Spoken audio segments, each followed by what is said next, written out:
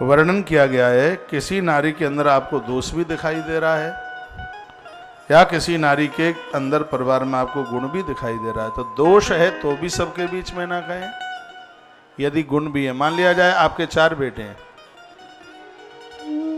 और प्रायः होता है कि घर में एक की इतनी बड़ाई कर देंगे, दूसरे की इतनी बुराई कर देंगे, जिससे घर का पूरा माहौल खराब हो जाता है। इन संतों की दूरदृष्टि देखिए, कितनी बड़ी इनकी दृष्टि है। स्त्रीभ्यो विप्रपन्नाभ्यः प्राणोरप वियोजनम दुष्टमी चेथाराज्ञा मतो रक्षित प्रियतनता।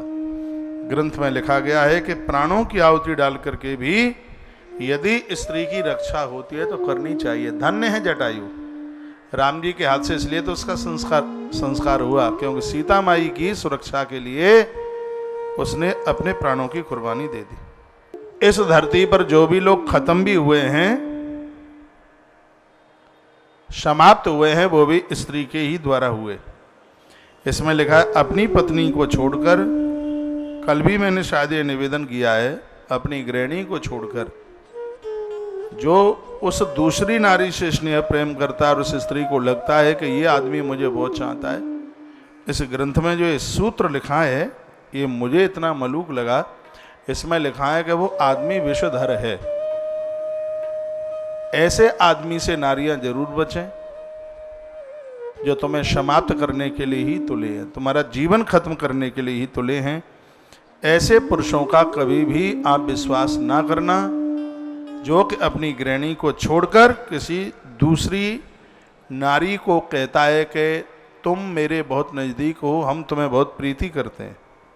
वो सबको ऐसे ही बोलता है।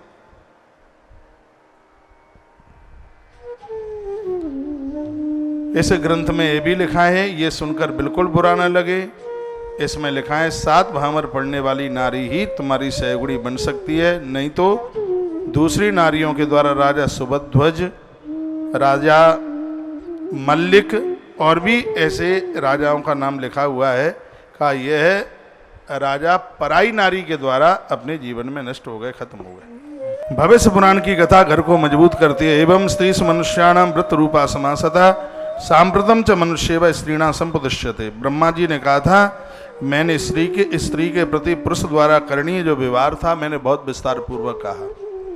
वो कहते हैं पति के द्वारा स्त्री को कुछ चीजें मिलती हैं, प्रेम मिलता है, जीविका मिलती है, पुत्र और स्वर्ग, इन चीजों की प्राप्ति होती है।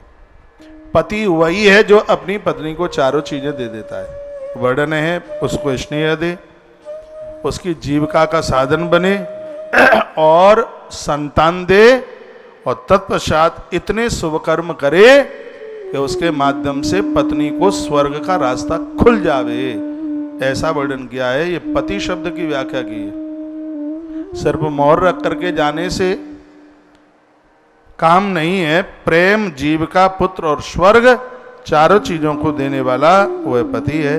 लिखा है सम्यक आराधनान पुंसम रतिर्वृतिश्च योषिता पुत्रा स्वर्गाद दृष्टम च तस्यादिष्टो ही तद्विदा।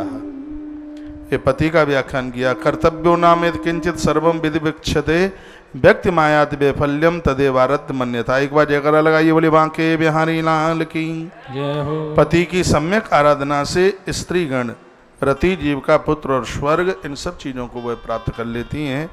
अभी 3 दिन से हमारी पूज्य मातृशक्ति और पुरुषों के ही लिए सदाचार का वर्णन किया जा रहा है, क्योंकि इसमें वर्णन है यदि स्त्री पुरुष सदाचारी हों तो उनको और कुछ करने की जरूरत ही क्या है। ये जितनी भी कथाएं सुनी जाती हैं वो भी तो सदाचार के ही लिए सुनी जाती हैं, और काय के लिए सुनी जाती हैं। इसलिए भविष्य पुराण में सदाचार का वर्णन है।